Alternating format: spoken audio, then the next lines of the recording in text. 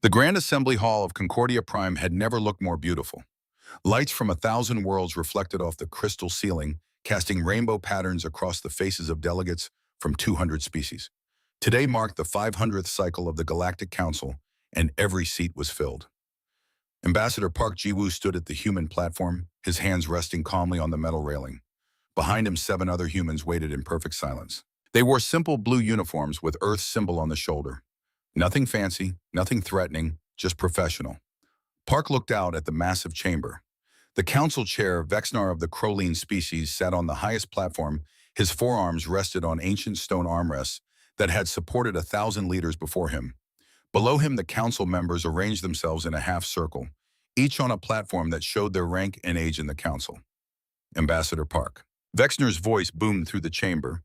"You may present your proposal." Park bowed slightly. Respectful. Always respectful. "Thank you, Council Chair. Humanity comes before you today with a simple request. We have been members of this council for 50 years. In that time, we have followed every law, respected every boundary, and contributed to the peace and prosperity of this union." He paused. Around him, delegates shifted in their seats. Some looked interested, others looked bored, a few looked nervous. "We asked for limited expansion rights." Park continued. 3 new colony worlds in Sector 447. The worlds are uninhabited. They fall within the resource zones designated for expanding species. We have surveyed them and found them suitable for human life. We simply ask for permission to begin settlement. Murmurs filled the chamber. Park expected this. Humans had not asked for expansion rights in 30 years. They had been patient. They had been good citizens. Vexnar raised one hand for silence. "The council will discuss this proposal in closed session. Please wait outside." Ambassador Park nodded. He turned to his delegation and made a small gesture. Together they walked out of the chamber. Their footsteps echoed in the quiet hall. No complaints, no arguments. They simply obeyed. The human delegation waited in a small room with white walls and uncomfortable chairs. Nobody spoke much. Park checked his datapad, reading reports from Earth and the colonies. His assistant, Kim Min Jang, sat nearby working on her own device. The others rested or reviewed documents. 3 hours passed. Finally, the door opened. A young Therian recorder named This gestured to them. "The council is ready." Park stood. His team followed. They walked back into the chamber with the same calm they had shown before. Vexnar looked different now. His expression was harder. The council members behind him looked uncomfortable. Some would not meet Park's eyes. Ambassador Park, Vexnar began, "The council has reviewed your request carefully. We have discussed it with great seriousness and consideration." Park waited. "Your request is denied." The word hung in the air. Park's expression did not change. Vexnar continued. "Furthermore, the council has decided that humanity must accept new population management protocols. Your species reproduces at a rate that concerns us. Your ability to adapt to different environments is unusual. For the safety and stability of the council, we must ensure that human population growth is controlled." End quote. Park stood very still. Behind him, he heard Kim take a sharp breath. "We have seen what happens." Vexnar said, his voice taking on a lecturing tone. "When species expand too quickly, ancient records tell of civilizations that grew too fast, consumed too much, pushed too far. They became problems, threats. We are preventing that outcome," Council Chair Park said quietly. "We have been nothing but cooperative, and we appreciate that." Vexnar replied, "Which is why we trust you will accept these new protocols with the same grace you have shown in the past." Park looked around the chamber. 200 species. Some looked sympathetic. Most looked relieved. A few looked smug. They were afraid. That was what this was. Fear. "We have committed no crime," Park said. "This is not about crime," Vexnar said. "This is about prevention, about wisdom, about the greater good." "The greater good," Park repeated softly. "I see." Vexnar seemed to relax slightly. "I am glad you understand, Ambassador. Now, if you would simply sign the agreement to the new protocols, we can move forward." And no, the word cut through the chamber like a knife. Vexnar's forearms tensed. "Excuse me." "No," Park said again. His voice was not loud. It was not angry. It was simply final. "We will not sign." "And Ambassador, you must understand. I understand perfectly." Council Chair. Kim moved first, closing her datapad. The others followed. They collected their documents, their devices, their bags. The chamber filled with confused murmurs. Ambassador Park. Vexnar stood. "You cannot simply walk out. We must discuss this. Negotiate. Find a compromise." Park looked up at him. For the first time in 50 years, Vexnar saw something cold in a human's eyes. There is nothing to discuss. Park said, "You have made the Council's position very clear. You fear us. You wish to control us. You will restrict us not for what we have done, but for what you imagine we might do. That is not. It is exactly that." Park's voice remained calm, but each word was carved from ice. 50 years. 50 years we have followed your rules, helped your people solve your problems, and this is your answer. Population controls like we are animals to be managed. 8417 Sevilla. He turned and walked toward the exit. His delegation followed. "This is unacceptable," Vexer shouted. "No species walks away from the council. You will return to your station and we will discuss this properly." Park stopped at the door. He did not turn around. "Humanity is done discussing," he said. "The council has made its choice. Now we will make ours." They left. The chamber erupted in chaos. Delegates shouted questions. Council members demanded order. Vexner slammed his hands on his armrest, calling for calm. Only this the young recorder remained silent. She watched the empty doorway where the humans had disappeared. She had recorded every word, every gesture. She had seen something the others had missed. The humans had not been angry. They had been disappointed. And somehow that was much worse. 3 months had passed since the humans walked out of the Grand Assembly. At first, the council had laughed about it. Species often made dramatic gestures when they did not get what they wanted. They would be back. They always came back. But the humans did not come back. Trade Minister Quell was the first to notice something wrong. He was a Vienna species that looked like a walking tree with too many branches. His people ran the commercial districts of 17 council stations. And suddenly things were not working right. "Where are the medical supplies?" he asked his assistant. "The shipment from the human colony on Verdun Station. It should have arrived yesterday." His assistant checked the logs. "Sir, it says the contract was canceled 2 months ago." "What? By whom?" "By the humans, sir." Quell felt something cold in his chest. "Contact them. Find out what happened." His assistant tried. The communication went through. A human woman appeared on the screen. "Professional and polite. I am sorry," she said, "but we are no longer fulfilling that contract. We have closed our medical facility on Verdun Station." "Why?" Quell demanded. "That facility served 3 systems." The human woman smiled. It did not reach her eyes. "The council made its position on humanity very clear. We are simply respecting that position. Thank you for your inquiry. I have Iran. We are seeking," decided it. The ply 442S. "We are seeking discuss 42. The screen went dark. Quell stared at it. Then he started checking other contracts. His branches began to shake as he read. See, 7 human trade ships had stopped coming to council stations. 12 human research facilities had closed. 23 human mining operations had shut down. He was not the only one noticing. On Nexus Prime, the main agricultural station for the inner systems, Director V watched his crop yields drop for the 3rd week in a row.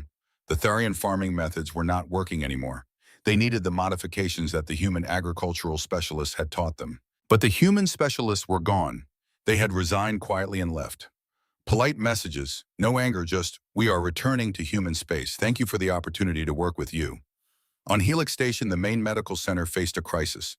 3 of their best doctors were human. They had trained dozens of alien doctors in new surgical techniques.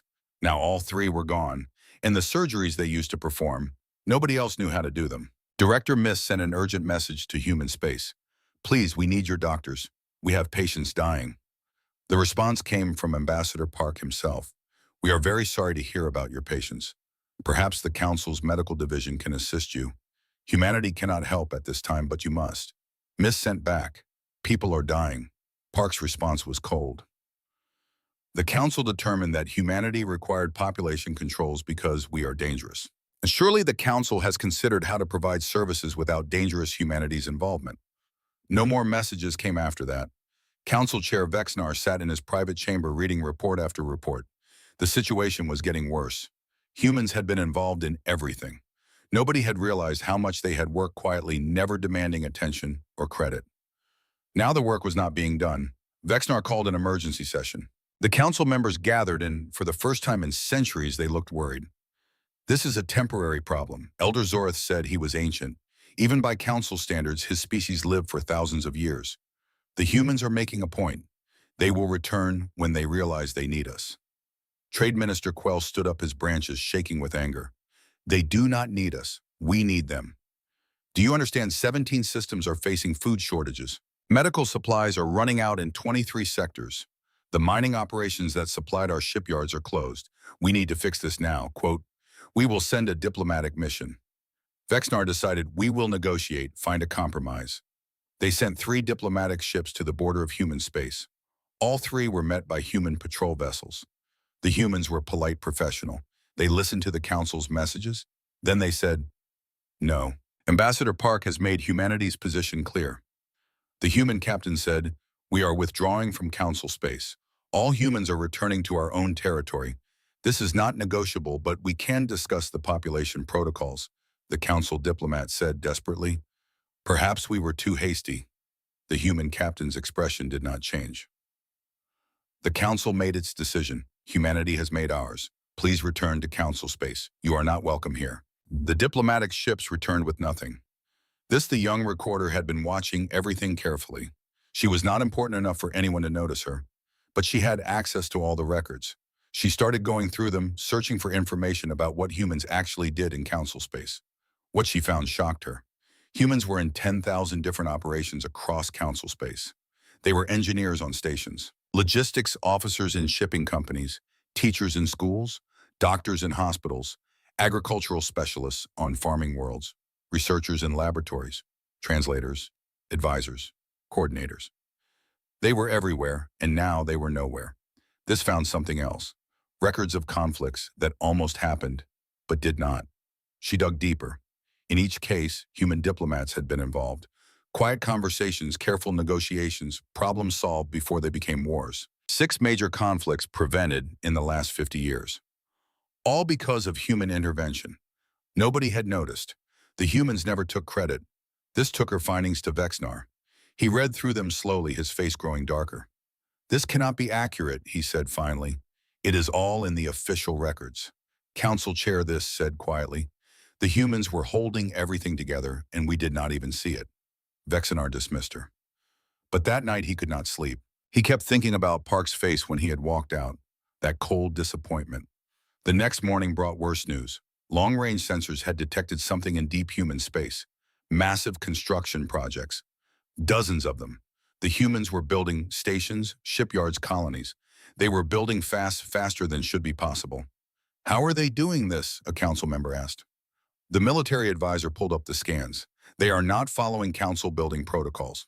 They are using their own methods. More efficient, more dangerous. They are expanding at 3 times the rate we ever allowed them. We must stop them. Elder Zorith said, how? Vexnar asked quietly. They are in their own space. They are breaking no laws. They are simply leaving us behind. The room fell silent. On the view screen, the scans showed humanity building a future that did not include the Council at all. And for the first time in 10,000 years, the Galactic Council felt afraid. 6 months after the walkout, Council Intelligence Officer Kren stood in front of a massive display screen. He was Drakian, a species known for their attention to detail. Right now, he wished he was less good at his job because what he was seeing terrified him. The screen showed human space. 6 months ago, it had been orderly controlled. Now it looked like an explosion of activity. 73 new colonies, Kren said to the assembled council members. Established in 6 months. That should be impossible. Well, yet they are doing it, Vexnar said quietly. Kren changed the image. These are their shipyards. They have built 9 new ones. Each one is producing ships at a rate we cannot match. How? Elder Zorith demanded. They do not have the resources. They do not have the technology. They have both, Kren replied. We just never let them use it. Look here. He highlighted several asteroids in human space. They are mining resources at incredible speed, and their manufacturing techniques are far more efficient than ours. Another council member leaned forward. Are they preparing for war? No. Kren shook his head. That is what makes this worse. They are not building warships. They are building colony ships, cargo vessels, research stations, medical facilities. They are building a complete civilization. The room fell silent. They were holding back, Vexnar said softly. All this time they were limiting themselves to stay within our rules. Kren nodded, and now they are not, on the human colony. New Sol Ambassador Park Ji-woo stood on a balcony overlooking the construction of the city. Buildings rose quickly, their designs a blend of Earth architecture and new materials developed for alien worlds. In the distance, agricultural fields stretched to the horizon. His assistant, Kim Min-jong, approached with a datapad. 3 more council species have sent requests for trade agreements. Responses, Park asked. We told them what we told the others. We are willing to trade, but only as equals. Fair prices, fair terms, no restrictions on our growth or development. Park nodded. And 2 accepted immediately. The third is still considering. Kim paused. The council has forbidden species from trading with us independently. I know, Park said. What will those species do? Park smiled slightly. They will choose. And I think we both know what most of them will choose. He was right. The Vorons were the first. Trade Minister Quell himself traveled to the border of human space and requested a meeting. Park met him personally. The council says, we cannot trade with you, Quell said. His branches were shaking, but not from fear, from anger. They threatened sanctions, expulsion from council stations. That is their right, Park said calmly. They are fools, Quell exploded. Your medical supplies save thousands of my people. Your agricultural techniques feed 3 of our colonies. Your engineers taught us how to improve our stations, and the council wants us to give all that up because they are too proud to admit they were wrong. What will you do? Park asked. Quell straightened.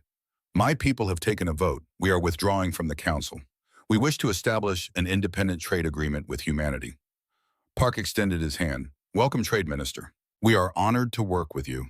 The fortunes were not the last. Within 2 months, 5 more species followed. They were smaller species, ones that had always been on the edges of council power. The humans had treated them with respect, had helped them without asking for anything in return. Now they chose humans over the council. This watched all of this from her position in the records department. She saw the council fracturing. She saw the fear in the eyes of the elder members. She saw the anger in the younger ones. She made a decision. Late one night, she compiled a report. It contained everything she had found about human contributions to the council. Every conflict they had prevented, every innovation they had shared, every species they had helped. She added one more section. Records of the council's treatment of humanity over the 50 years. How humans had asked for small expansions and been denied. How they had offered technologies and been refused. How they had requested simple respect and been given restrictions instead. She sent the report to every council member. Then she sent it to every species in the council. All of them. The next morning, the council chamber was in chaos. This is classified information. Elder Zorath roared. Who released this? This stood. Her legs were shaking, but her voice was steady. I did. Every eye turned to her. You had no authority. Zorath said I had a duty. This replied, a duty to the truth. The council has lied to itself for 6 months. We pretended the humans were being unreasonable. We pretended they owed us their cooperation. But the truth is in those records. We used them. We restricted them. We feared them. And now we are suffering because they are gone. Silence, Vexnar commanded. But his voice lacked strength. Know this, said. She looked around the chamber. Read the reports. All of you. See what the humans did for us. See how we repaid them. Then tell me who was wrong. The chamber erupted in arguments. Some council members defended the old decision. Others questioned it. Species that had never spoken up before were suddenly demanding answers. In the middle of the chaos, an alarm sounded. Red lights flashed across the chamber. Every screen lit up with the same warning symbol. Kren appeared on the main display, his face pale. Council Chair, we have a crisis. The Krell swarm has awakened. The chamber fell silent instantly. The Krell swarm. Every species knew the stories. An ancient enemy that had destroyed civilizations. The council had fought them centuries ago and barely won. The swarm had gone dormant. Everyone had hoped they would stay that way forever. Where Vexnar asked, Outer Rim, Sector 890. They have already destroyed 3 outposts. Kren's hands were shaking. Council Chair, we need to mobilize the fleet immediately. Do it, Vexnar ordered. Send everything we have. As the council members rushed to their duties, this remained in her seat. She looked at the reports still displayed on her screen. Reports of how humans had stopped the last 2 swarm incursions before they became major threats. The humans had protected the council from threats nobody else even knew existed. And now, when the council needed protection, most of the humans were gone. This closed her eyes and prayed to whatever gods might listen that the council could survive what was coming. The council fleet gathered at Rally Point Sigma, just outside the Outer Rim, 200 warships from 50 different species. It should have been an impressive sight. It should have felt powerful. Instead, Admiral Koroth felt sick. The Dracian commander stood on the bridge of his flagship looking at the tactical display. The fleet was assembled, the ships were armed, but something was wrong. He could feel it in every report, every communication, every order. The fleet was not working together. Supply ships are not in position, his logistics officer reported. The Tharian contingent says they did not receive the movement orders. I sent those orders 6 hours ago, Kor snapped. Yes, Admiral, but the Tharians use a different communication protocol. The message was not translated correctly. Kor felt his stomach sink. There had always been translation issues, but usually the human communication officers caught them and fixed them before they became problems. The humans were gone now. Get me a translator, Korath ordered. Fix it immediately. It took 3 hours to sort out. 3 hours they did not have. The Krell swarm did not wait. They came like a dark tide. Thousands of organic ships that moved like a single creature. They hit the Council's forward positions with terrible speed. All ships battle formation. Korath ordered. Formation pattern Delta 7. The Council ships tried to form up, but Delta 7 was a complex formation that required precise coordination. The Vortian ships moved into position quickly. The Crowine ships were too slow. The Thryer ships went to the wrong coordinates. Within minutes, the formation was a mess. The Krells smashed into them like a hammer. Council ships scattered. Some tried to hold the line. Others retreated. There was no coordination, no unity. Kor watched his fleet fall apart and realized the truth with cold horror. The humans had not just been communication officers. They had been the ones who made the fleet work. They had coordinated between species. They had anticipated problems. They had kept everything running smoothly. Without them, the Council fleet was just a collection of ships that could not work together. Retreat, Korath ordered. All ships fall back to Rally Point Theta. The retreat was chaos. Ships crashed into each other trying to escape. The Krell pursued, destroying the slower vessels. By the time the fleet reached safety, they had lost 43 ships. 43 ships in one battle. The Council had not lost that many ships in a century. Back on Concordia Prime, Vexnar received the report in stunned silence. The Council chamber was packed with delegates all demanding answers. This is a disaster, Trade Minister Quell said bluntly. The fleet cannot fight without proper coordination. We will adapt, Elder Zorth said, but his voice was uncertain. Adapt how Quell demanded. It took us centuries to build the coordination we had. The humans provided the structure that held it together. They trained our officers. They developed the protocols. They made it work. We cannot rely on one species for our survival, Zorth argued. We already did, Quell shouted. For 50 years, we just never admitted it. Vexnar raised his hand for silence. We will send a message to the humans. We will request their assistance. They will refuse. A council member said, then we will offer them terms, compromise, negotiate. Vexer personally recorded the message. He tried to sound diplomatic, reasonable. Ambassador Park, the council faces a grave threat. The Krell swarm has awakened. We have suffered significant losses. We request humanity's assistance in this crisis. We are willing to discuss terms for your return to the council. He sent the message and waited. 2 days later, a response came. Park Ji-woo appeared on the screen sitting in a simple office. His expression was calm, professional, cold. Council Chair Vexnar Humanity has received your request for assistance. We have considered it carefully. Vexnar leaned forward, hope rising in his chest. Our answer is no, the hope died. Park continued in that same calm voice. The council determined that humanity was too dangerous for expansion rights, that our population was too large, that our capabilities were too concerning. Surely the council's wisdom extends to its own defense. Humanity will not interfere in council affairs. We wish you success in your conflict. Ambassador, please, Vexnar said. People are dying. Park's expression did not change. People have always been dying, Council Chair. When our medical facilities closed and patients died, the council did not help. When our people asked for expansion room and were denied, the council did not care. Why should humanity care now? Because it is the right thing to do. Now Park's expression shifted just slightly. A hint of anger broke through the professional mask. The right thing to do?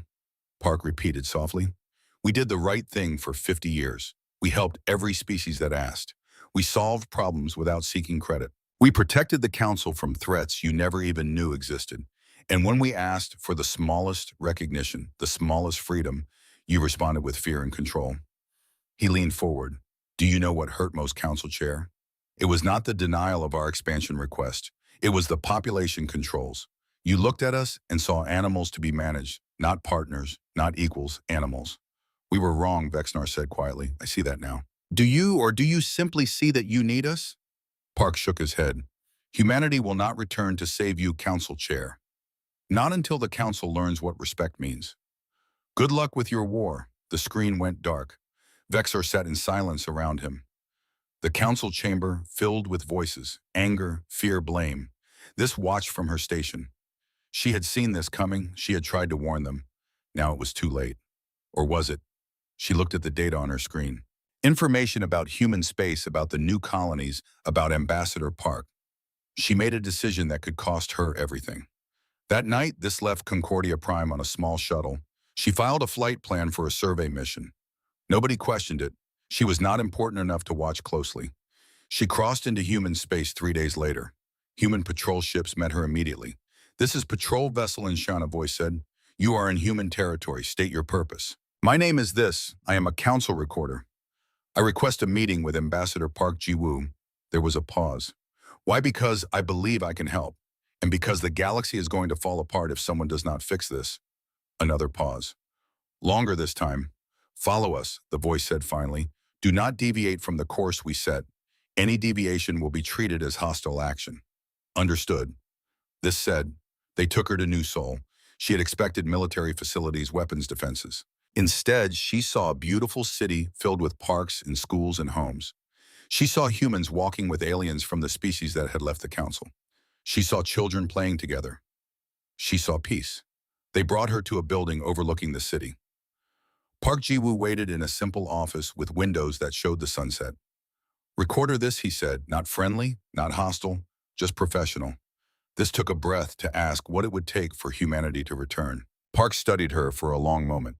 The council sent you. Oh, I came on my own. She met his eyes. The council is failing, Ambassador. Not just against the Krell, everything is falling apart. Species are leaving. Others are fighting. The structure is breaking. Without humanity, the council cannot hold together. That is not humanity's problem. It will be this said. When the council falls, there will be chaos, wars, suffering. The strong species will prey on the weak. Everything will collapse. Humanity will not be able to stay isolated. The chaos will reach you eventually. Park said nothing. I read your records. This continued. All 50 years of them. I know what you did, how you helped, how you protected everyone. The council treated you terribly. We were wrong. But if you let the galaxy burn because of that, millions will die, including people who had nothing to do with the council's decision. What do you want from me, Recorder? Tell me what it would take, this said simply. What would humanity need to return? Not to save the council, to save the galaxy. Park walked to the window. He looked out at the city for a long time. When he spoke, his voice was tired. Respect, he said. Just respect. We never wanted to rule the council. We never wanted special treatment. We just wanted to be treated as equals, to be trusted as partners, to be seen as people, not problems. He turned to face her. Can you give us that, Recorder? This can the council. I do not know this, said honestly. Park smiled slightly. It was the first real expression she had seen from him. Then let us talk. This returned to Concordia Prime carrying a data chip. It contained humanity's terms for renewed cooperation. Her hands shook as she entered the council chamber. She had gone to human space without permission. She could be arrested, expelled, exiled. She did not care. The galaxy was more important than her career. Council Chair Vexnar looked up as she approached.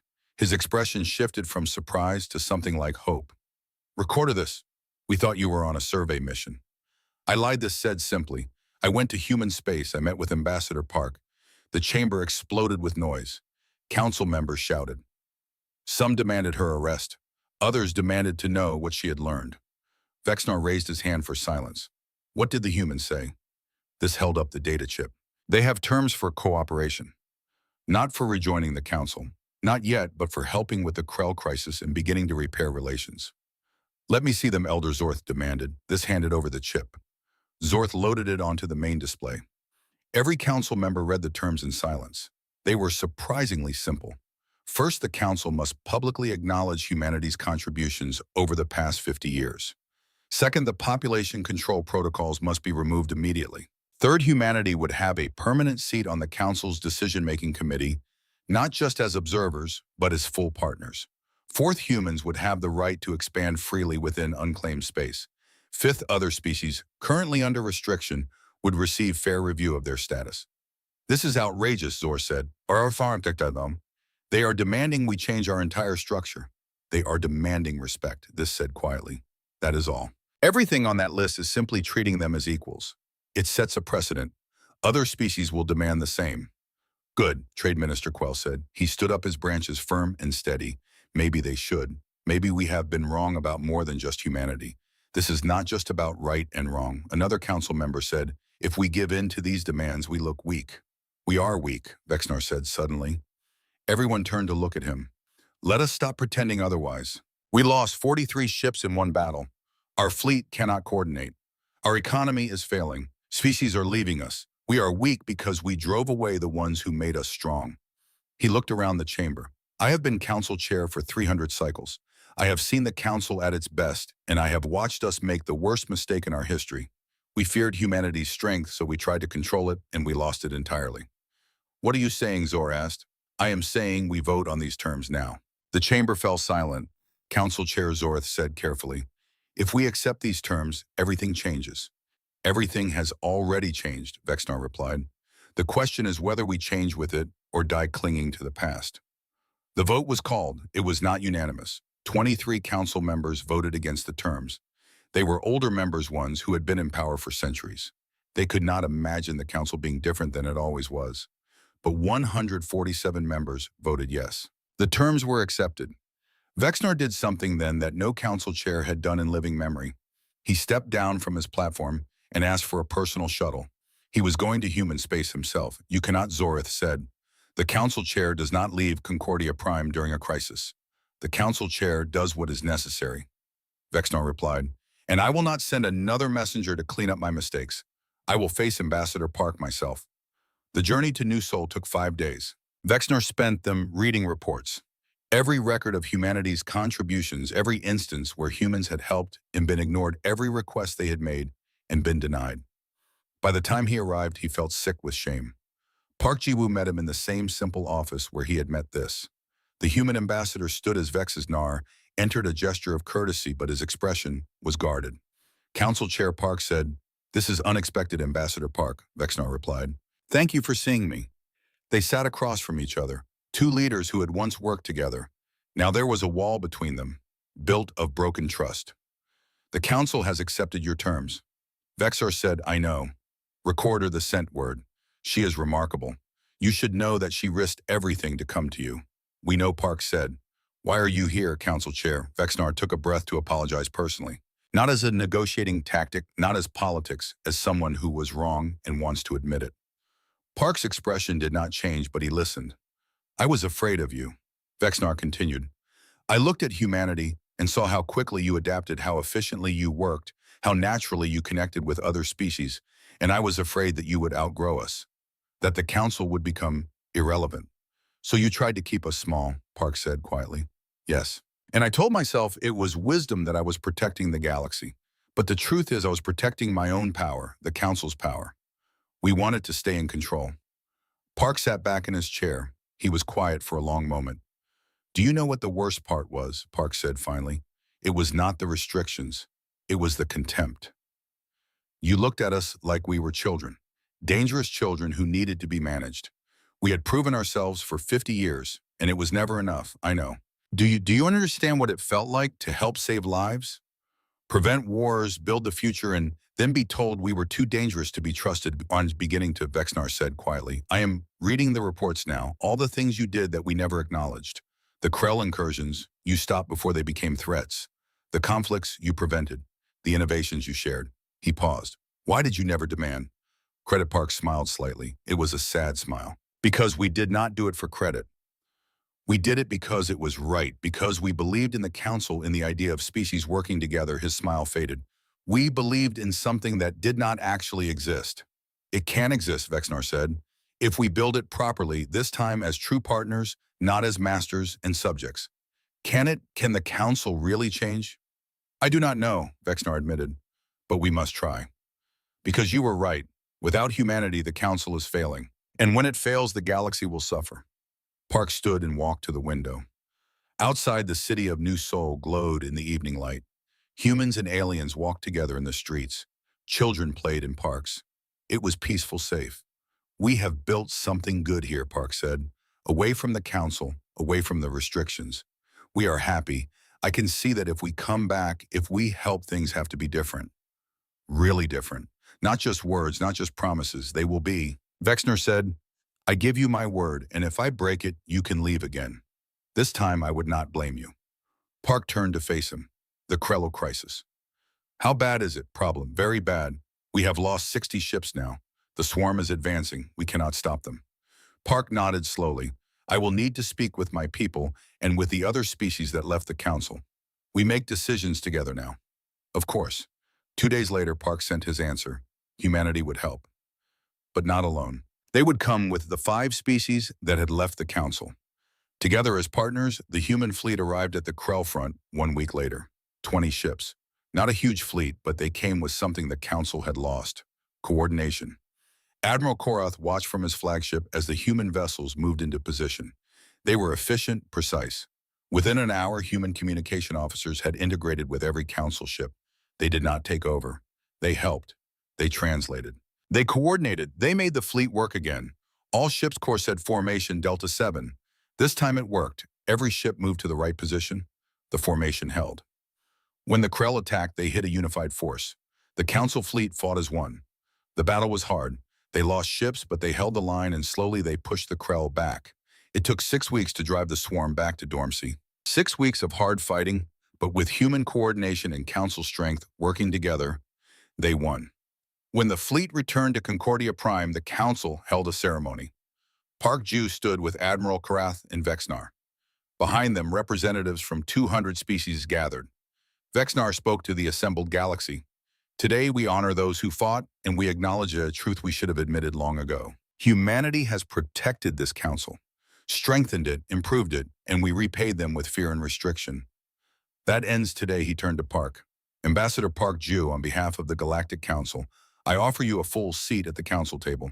Not as guests, as equals, as partners." Park shook his hand. Then he spoke to the assembly. "Humanity accepts, but we do not return to the council that was. We return to help build the council that should be one where all species are treated with respect, where strength is celebrated, not feared, where we work together not because we must, but because we choose to." He looked around the chamber. "We never wanted to replace you. We just wanted to stand beside you. Let us build that future together." The chamber filled with applause. It was not universal. Some still opposed. Some still feared, but it was a beginning. This watched from her recorder station. She had been promoted to senior recorder for her actions. She was part of the reform movement now, working to change the council from within. She looked at the display showing Park and Vexnar standing together. 2 leaders who had been enemies now working as partners. It would not be easy. There would be more conflicts, more disagreements. The council had centuries of habits to break, but for the first time in months, this felt hope. The galaxy had learned something important. Strength was not about control, it was about cooperation. And humanity had taught them that lesson. Not through conquest, but through their absence. Sometimes the best way to teach respect was to walk away and let people realize what they had lost. The council had learned. Now came the harder part, living up to what they had promised. In the chamber below, Park and Vexnar talked quietly about the future, about new colonies, about joint research projects, about building something better than what had come before. Above them, the crystal ceiling reflected light from 1,000 worlds. Together, they would make sure that light continued to shine. The strange signals appeared on the galactic hegemony sensors without warning. For 3 full cycles, the best minds of the Empire studied the unusual electromagnetic waves coming from an unmapped sector of space. They had never seen anything quite like it. The signals were organized but primitive, suggesting a young civilization that might be ripe for integration into the Empire.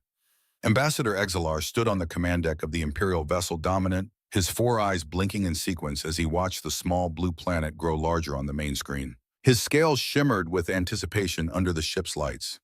After serving the hegemony for 200 years, he had overseen the integration of 17 species. This would be his 18th and final mission before retirement. Primitive communications technology, rudimentary space vessels, limited defensive capabilities, reported the ship's tactical officer. They call their world Earth and themselves humans.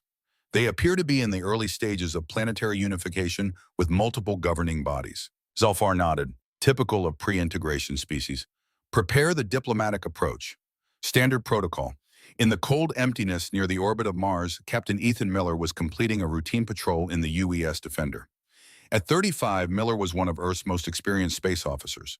Though that experience was limited to the solar system, humanity had not yet ventured beyond their cosmic backyard. "Captain, we're picking up something big coming in from the outer system," said his sensor officer, her voice tense. "Multiple objects there." "They're not ours, sir." Miller leaned forward in his chair. "Show me." The screen displayed several large vessels moving with precision toward Earth. They were unlike anything humans had built, sleek, massive, and clearly designed for interstellar travel. "Send message to Earth Command. Possible first contact scenario. Standing by for instructions and open a communication channel. All frequencies." Earth Command responded quickly, ordering Miller to make initial contact while they assembled an emergency response team. With sweaty palms but a steady voice, Miller broadcast humanity's first message to alien visitors. "This is Captain Ethan Miller of the United Earth Defense Force. You are approaching Earth territory. Please identify yourselves and state your intentions." There was a long pause before the response came. The voice was oddly accented but in perfect English. "This is Ambassador XLR of the Galactic Hegemony. We greet Earth and its people. We come to welcome you into the greater galactic community." Over the next few hours, Miller maintained communication as his small vessel escorted the alien ships to a position near Earth's moon. Additional defense ships arrived, forming a protective screen that the aliens surely recognized as ineffective against their technology, but respected as a gesture. Miller was instructed to participate in a video conference with the alien ambassador. The face that appeared on his screen was reptilian, with 4 blinking eyes and greenish gold scales. "Captain Miller, the hegemony has monitored your world's development with interest. Your species shows promise. We have come to offer Earth integration into our empire, access to our technology, our protection, and our markets." Miller kept his expression neutral, despite the alarm bells ringing in his mind. What exactly does integration involve, Ambassador? "A simple process. Earth would become a protectorate of the hegemony. We would establish administrative centers, guide your technological and social development, and gradually introduce you to galactic standards. Your resources would, of course, contribute to the greater good of the empire. And if we prefer to develop independently," the ambassador's upper eyes blinked in what seemed like amusement. "Few choose that path. Those who do eventually see reason when they understand the benefits of integration and the difficulties of isolation." Miller's jaw tightened. He had received new instructions from Earth Command moments before, agreed upon by an emergency session of world leaders. "Ambassador Exelar, I have been authorized to deliver humanity's response. Stay away from Earth." The alien's 4 eyes blinked rapidly before he let out a sound that Miller recognized as laughter. "Captain, perhaps you misunderstand. The hegemony spans thousands of worlds. We are not offering a choice but extending a courtesy by announcing our intentions. Your species will be integrated. The only variable is how smooth the process will be." Miller leaned forward, his eyes hard. "No, Ambassador, you misunderstand. That wasn't a request. It was a warning."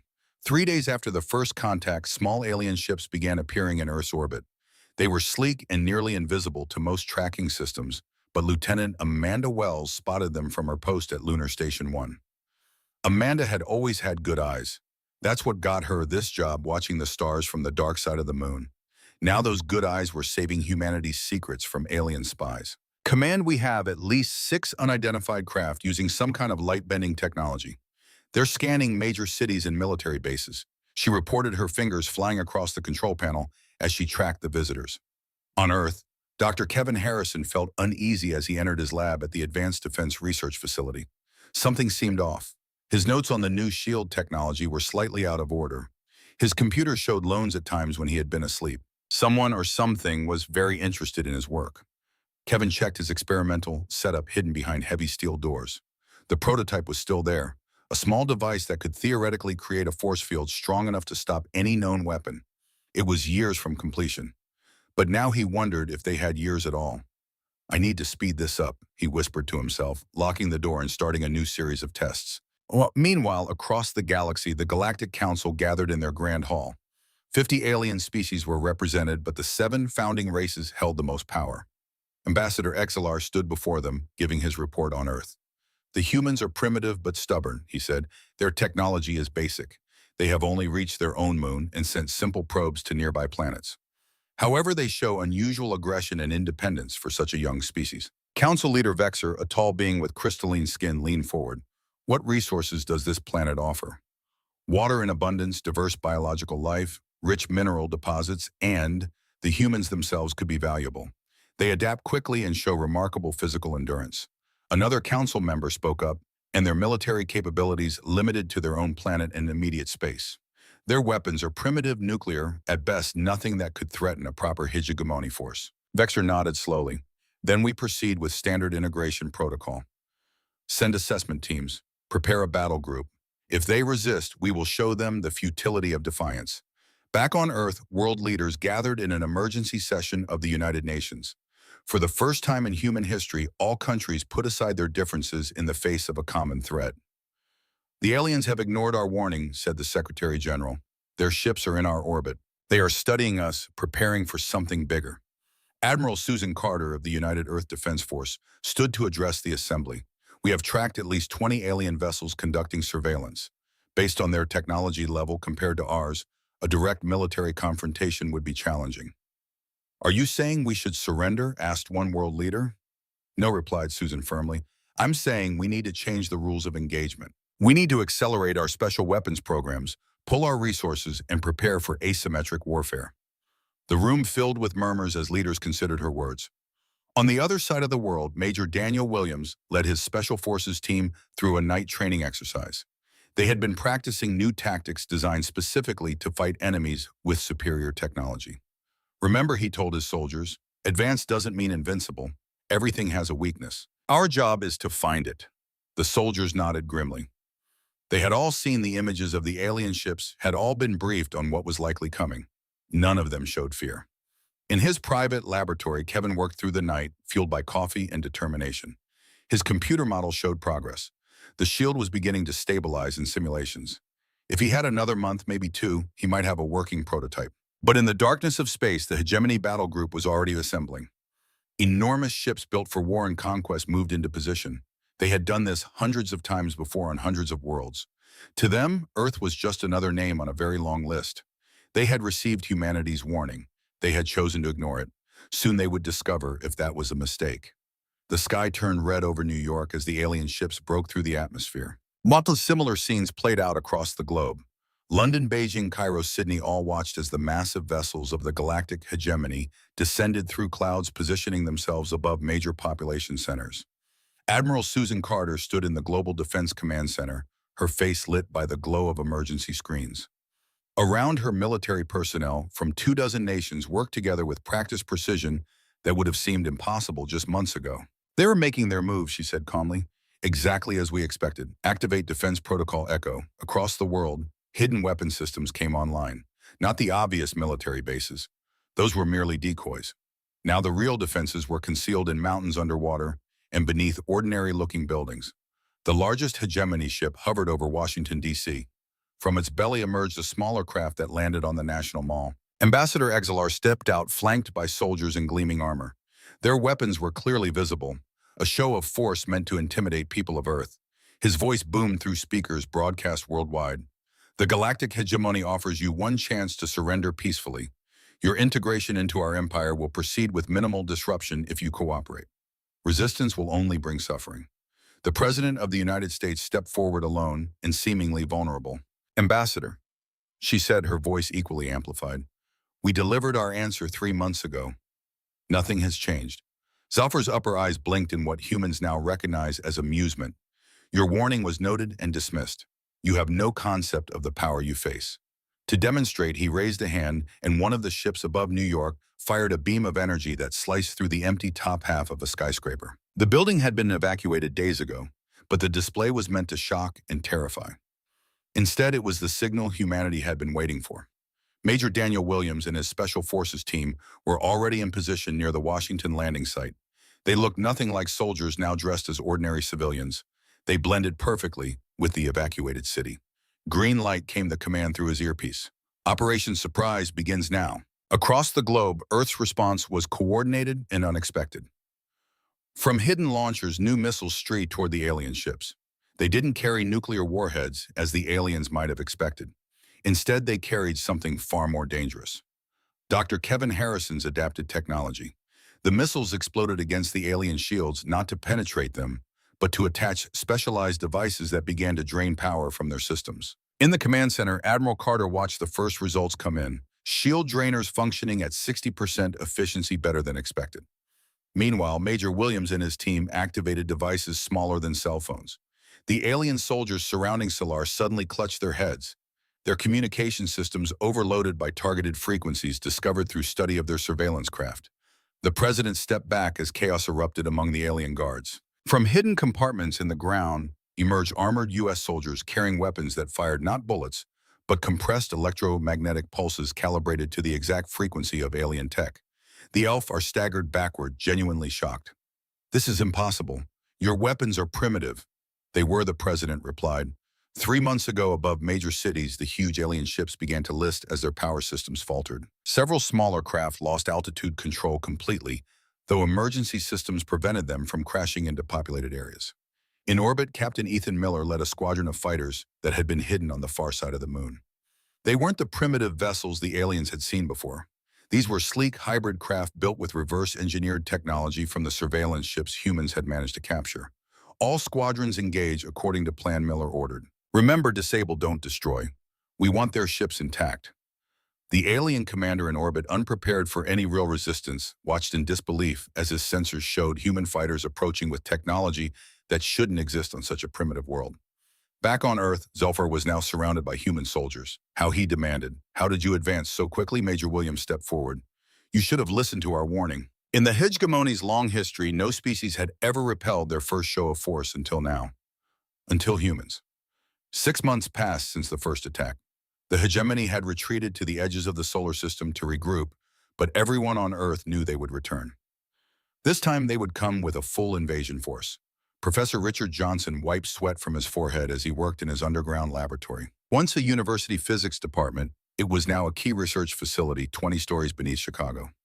Around him, 50 of the world's brightest minds worked day and night on alien technology. "Hand me that power coupling," he said to his assistant. "I think I figured out how their faster-than-light drives work." Richard had never imagined he would become a weapons developer. Before the aliens came, he had studied theoretical physics and taught students. Now he was racing to give humanity the tools it needed to survive. The lab door opened, and Admiral Carter walked in. She looked tired with new lines on her face and gray hairs that hadn't been there 6 months ago. "Please tell me you have good news, Professor," she said. Richard stood up straight. "We've made breakthroughs in shield technology and weapon systems, but the real game sure is this." He pointed to a large engine in the center of the room. "We can now build ships that can travel between stars." Above them, the world had changed dramatically. Cities damaged in the first attack were being rebuilt, not as they were before, but as hardened bunkers disguised as ordinary buildings. Every new structure contained hidden weapon systems and shelters. In orbit, new defense platforms floated silently, their designs based on captured alien technology, but modified with human innovations. Captain Miller, now General Miller, supervised their construction from a new space station. "Test firing of Platform 12, said his lieutenant. Miller watched as the platform fired an energy beam more powerful than anything humans had built before. The beam hit a target drone, destroying it instantly. "Power level stable," reported the technician. "Cooling systems functioning within parameters." Miller nodded. "Good. Install them on all platforms." But Earth's leaders knew defenses alone wouldn't be enough. The hegemony controlled thousands of worlds. They could send wave after wave of ships. Humanity needed another strategy. In a small town that didn't appear on any maps, Lisa Martinez led a very different kind of project. As a former intelligence agent, she understood the importance of information. "They communicate differently than we do," she explained to her team. "Their command structure is rigid. Orders flow from the top down with little room for individual initiative." Her team had captured an alien officer during the first battle. For months they had studied him, learned his language, and mapped the hegemony's command protocols. "We found their weakness," Lisa said, pointing to a diagram on the wall. "Their entire battle network relies on central coordination. Disrupt that and their forces will be paralyzed across the ocean." In the ruins of what was once Beijing, Major Williams trained new recruits in urban warfare. The mock battlefield was built to resemble alien ship interiors based on the vessels they had captured. "They expect us to fight conventionally," he told the soldiers. "That's not how we'll win. We'll use every dirty trick, every unexpected tactic. When they zig, we zag." The recruits moved through the training course, learning to exploit weaknesses in alien armor and tactics that would confuse enemies used to fighting by strict rules of engagement. In orbit around Jupiter, the hegemony invasion fleet assembled. Hundreds of warships, troop carriers, and support vessels gathered in the largest military force the Empire had deployed in 5 centuries. Fleet Commander Zorov, the hegemony's most decorated military leader, studied the reports from the first failed attack. They got lucky, he told his officers. A primitive species cannot stand against the full might of the hegemony. We will crush their resistance and teach them the price of defiance. His officers nodded in agreement. None of them had ever experienced defeat. None could imagine that a species so new to space travel could pose a real threat. Back on Earth, humanity prepared. They had no illusions about the coming battle. It would be devastating. Many would die, but they had spent every moment since the first attack getting ready. When the hegemony returned, Earth would be waiting. And this time humans wouldn't just fight to defend, they would fight to win. The hegemony fleet arrived with the sunrise over Asia. Thousands of ships darkened the sky far more than the first attack. They spread across the globe, covering every continent. This was not a show of force. It was full-scale invasion. Admiral Susan Carter stood in the Global Command Center watching as red dots appeared on the world map. All defense stations activate. This is not a drill. The aliens expected Earth to be helpless. They were wrong. As their ships entered the atmosphere, hundreds of energy beams shot upward from hidden locations. Buildings that looked normal suddenly opened to reveal weapon systems. Fields that seemed empty became launch sites for advanced missiles. Fleet Commander Zorb watched in shock as his frontline ships began reporting damage. How is this possible? Their weapons should be primitive. His second-in-command pointed to the screen. Sir, they've adapted our technology. These are not the same defenses they had before. On the ground, alien dropships landed in major cities deploying thousands of troops. They carried weapons that could level buildings and wore armor that should have made them nearly invincible. In New York, Major Williams led his special forces against the alien soldiers. His team didn't look impressive, just ordinary people in light body armor. But they moved with perfect coordination, using the city itself as a weapon. Team 2 activates sonic disruptors, Williams ordered through his earpiece. Hidden devices placed throughout the city switched on broadcasting frequencies that interfered with alien communication systems. The invaders suddenly found themselves unable to coordinate their battle plans, falling apart. In space, General Miller commanded Earth's orbital defenses. The new battle stations were vastly outnumbered, but they used hit-and-run tactics that confused the regimented alien fleet. Focus fire on their command ships, Miller ordered. Use pattern delta to hide our real numbers. The human ships darted between larger alien vessels, firing precisely at weak points identified during months of study. Several hegemony cruisers lost power and drifted helplessly. In her secure facility, Lisa Martinez activated the cyber weapon her team had developed. It targeted the hegemony's battle network, inserting false commands and creating confusion throughout their fleet. Signal penetration at 60%, reported her technician. Their ships near Jupiter are receiving orders to retreat. Lisa nodded. Keep pushing.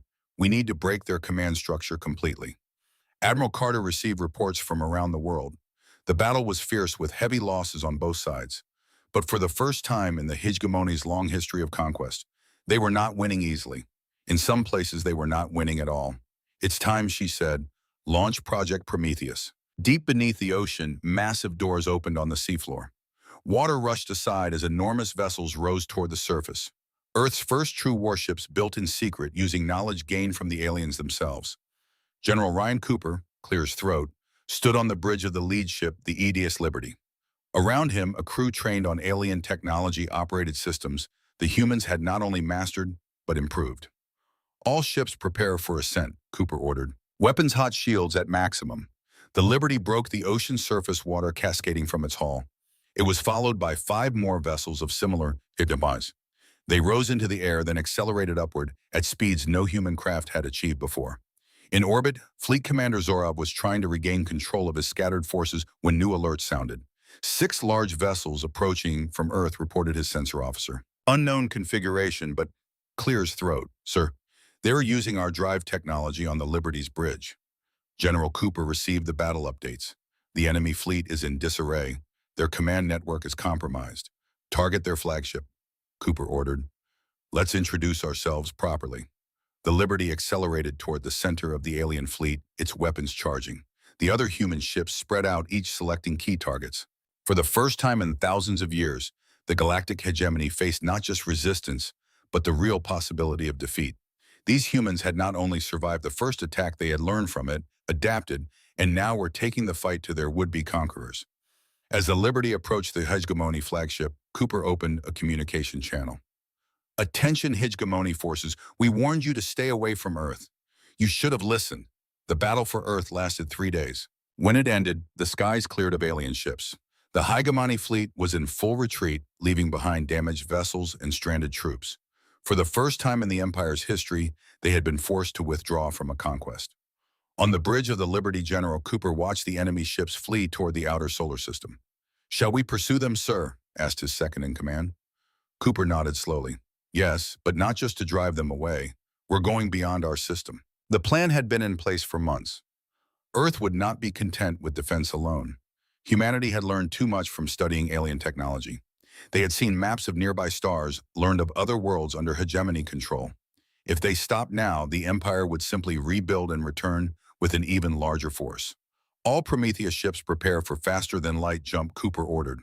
"Our target is the hegemony outpost at Proxima Centauri." In the Global Command Center, Admiral Carter briefed world leaders on the next phase of the war. "We've pushed them out of our system, but that's not enough. The hegemony controls thousands of worlds. They'll be back unless we take the fight to them." The leaders looked concerned but determined. One asked, "Can our ships really travel between stars?" "Yes," Carter replied. "Thanks to Professor Johnson's team, we've not only copied their technology but improved it. Our ships are faster and more efficient than theirs." She pointed to a star map showing systems near Earth. "We'll target their nearby outposts first, then push toward their core worlds. We need to make them understand that attacking Earth was the worst mistake they ever made." Captain Jack Wilson stood on the bridge of the EDS Defiance, one of the 6 Prometheus ships. His crew was nervous but ready. None of them had ever traveled beyond the solar system before. Today they would make history. "All systems ready for jump," reported his navigator. "Coordinates locked on Proxima Centauri." Wilson took a deep breath. "Execute jump." Space seemed to bend around the ship. Stars streaked and blurred. Then suddenly they were there, orbiting an alien world with 2 moons. Below them was a hegemony colony with sprawling cities and orbital platforms. The colony had no significant defenses. It had never needed them. No enemy had ever reached this far into hegemony's face. "They're sending confused communications," said the communications officer. "They don't understand who we are or how we got here." Wilson opened a channel. "Attention, hegemony colony. This is Captain Jack Wilson of the Earth defense ship Defiance. Your empire attacked our world. We defended ourselves. Now we've come to ensure you never threaten us again." The colonies surrendered without a fight. They had no weapons that could challenge a Prometheus ship. Within hours, humans walked on an alien world for the first time, securing the hegemony's regional command center and its valuable data. Dr. Olivia Martinez, a neurologist who had joined the mission, made a surprising discovery while studying captured aliens. "Their brains process information differently than ours," she explained to Wilson. "They think linearly, following patterns they've used for centuries. They struggle to adapt quickly to new situations." She connected an alien neural interface to a computer. "Watch this," she said, placing her hand on the device. The alien technology responded to her in ways it never had to its creators. "We can use their technology more creatively than they can," she explained. "Our brains are wired for innovation in ways theirs aren't." As the Defiance secured the colony, the other 5 Earth ships spread to nearby systems, each finding similar results. Hegemony worlds unprepared for attack, with defenses designed to control subject populations, not fight an outside enemy. On the hegemony capital world, the Galactic Council received the shocking news. Not only had Earth repelled their invasion, but human ships were now appearing at Imperial outposts, moving faster than should have been possible for such a newly spacefaring species. "How can they be at Proxima Centauri already?" demanded Council Leader Vexer. "That's not possible," Ambassador Exelar, who had barely escaped Earth with his life, spoke quietly. "I warned you, these humans are different. We should have listened when they told us to stay away." Within 6 months, human ships had captured 20 hegemony worlds. None could stand against the Prometheus fleet, which grew larger as Earth's shipyards produced more vessels using the alien technology they now understood better than its creators. Word spread through the galaxy. A new power had emerged, one that had defeated the undefeated hegemony. Many subject species watched with hope as humans pushed deeper into Imperial territory on the hegemony capital world of Zentura Prime. The Galactic Council met in emergency session. The Grand Hall, usually a place of calm deliberation, now echoed with angry voices and accusations. How could this happen? Demanded Councillor Draz, his tentacles rioting in agitation. These humans were primitive just 1 year ago. Council leader Vexer's crystalline skin had lost its luster from stress. Our reports indicate they've already reached the Orange sector. At this rate, they could be at our doorstep within months. Ambassador Exilar stood to address the council. Once a respected diplomat, he was now blamed for the disaster. We must negotiate with them. I have studied humans closely. They don't want conquest for its own sake. They want security. Negotiate with primitives. Councillor Draz scoffed. Absurd. But other voices in the council chamber supported Zalfar. The hegemony had never faced a threat like this. Their mighty fleets were being defeated. Their subject worlds were rising in rebellion, inspired by Earth's example. Send the message, Vexer finally ordered. Request peace talks on Earth. Admiral Carter read the transmission with surprise. They want to meet on neutral ground to discuss peace terms, she told the gathered world leaders. This is unprecedented in their history. Is it a trap? Asked one leader. Possibly, she replied, but our intelligence suggests they're genuinely afraid.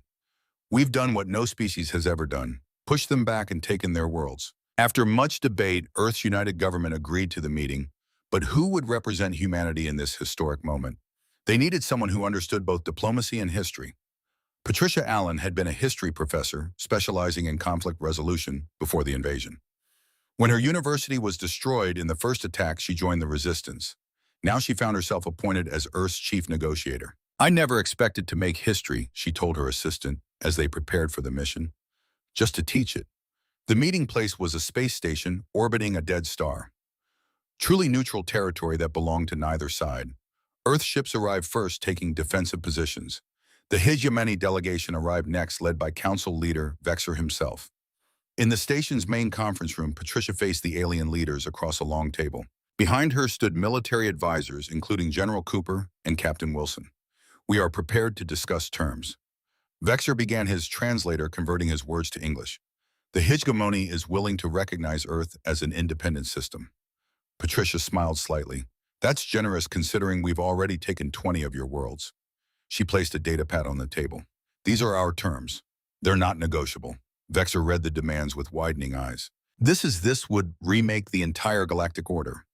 Yes, Patricia agreed. It would. Your empire was built on conquest and subjugation. That ends now. The terms were indeed revolutionary. Independence for all subject species who desired it, open borders for trade, shared technology, and a new council where all worlds would have equal representation. Why should we agree to this? Demanded Councillor Das. You cannot have conquered enough worlds to force these terms. General Cooper stepped forward. Because you still don't understand what you're facing. Let me show you something. He activated a hologram showing Earth's history. Thousands of years of warfare, technological advancement, and adaptation. It showed how humans had fought themselves more brutally than any alien ever had. This is what shaped us, Patricia explained. We spent millennia fighting each other, developing weapons, tactics, and the will to survive against all odds. When you threatened us, you united us. For the first time in our history, all humans fought together. She looked each alien in the eye. We don't want to conquer you. We want to ensure that no one ever threatens our home again.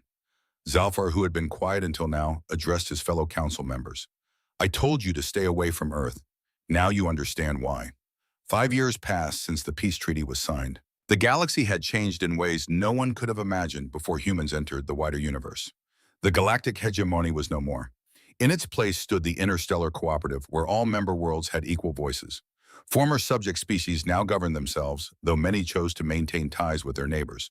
Susan Carter, once Admiral of Earth's Defense Forces, now headed the Earth Diplomatic Corps. Her office overlooked the new galactic embassy in Geneva, where representatives from 50 alien species worked together. The Rexus delegation has arrived, her assistant informed her. They're requesting membership in the cooperative. Susan nodded. Earth will sponsor their application. It was a common request these days. Species that had once feared the hegemony now sought Earth's protection and guidance. In orbit around Earth, a massive space station served as the headquarters for the new cooperative defense fleet. Its ships were crewed by humans and aliens working side by side. General Ethan Miller, who had delivered humanity's first warning so many years ago, commanded this diverse force. Miller walked the station's main promenade, watching humans and aliens, talking, trading, and living together peacefully.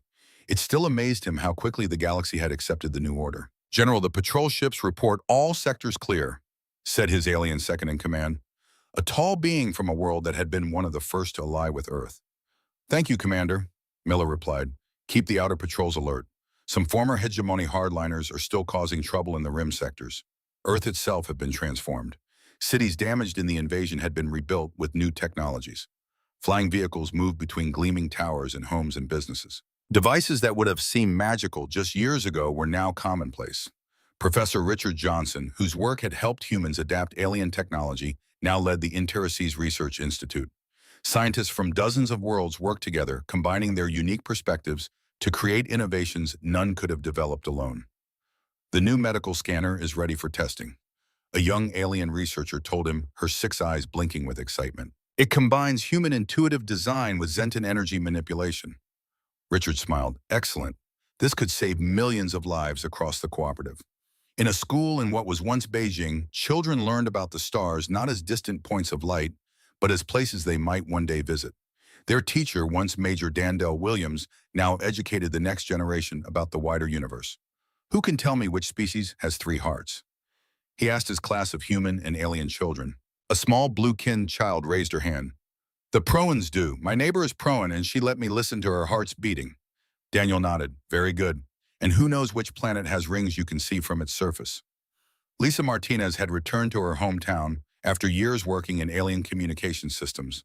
She now lived a quiet life, though her work had revolutionized how species across the galaxy talk to each other. Walking through the park, she passed humans and visitors from other worlds enjoying the sunshine together. 5 years ago, these aliens would have been invaders. Now they were tourists, students, and diplomats on the former hegemony capital world. Zalfar, once an ambassador and now a respected advisor, met with the Cooperative Council. Vexer and other former hegemony leaders now shared power with representatives from Earth and formerly subjugated worlds. "The humans continue to surprise us," Zalfar told the council. "They could have conquered us all. Instead, they forced us to become better." At the edge of the solar system, a massive monument orbited Pluto. It was visible to any ship entering human space, with words written in both Earth languages and the common galactic script. Humans gave the Galactic Empire one morning: "Stay away from Earth. Now we welcome all who come in peace and promise justice to those who come for war. The choice is yours." The galaxy had learned its lesson. Humans were not to be underestimated. They were dangerous when threatened, but also capable of incredible generosity and creativity. They had transformed a stagnant empire into a thriving cooperative, not through conquest, but through the simple insistence that everyone deserved freedom and respect. All because someone should have listened for one simple warning. Eva Shimam.